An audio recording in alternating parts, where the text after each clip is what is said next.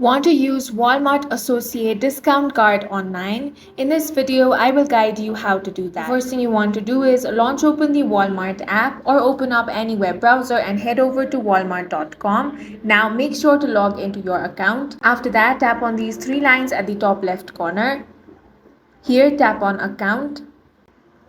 In the app itself, you want to head over to your account, then tap on the wallet option. On the website, you want to tap on this gear icon to open up your settings, then tap wallet.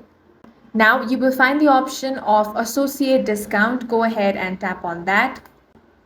Now, it might prompt you to log into your account again. Enter your email address and password. After that, enter your associate card number. Then enter your Walmart identification number. Once that is done, tap on the save option. And with these easy steps, you can easily use Walmart Associate discount card. And that's it for this video. If you found it useful, make sure to hit the like button and subscribe for more videos like this.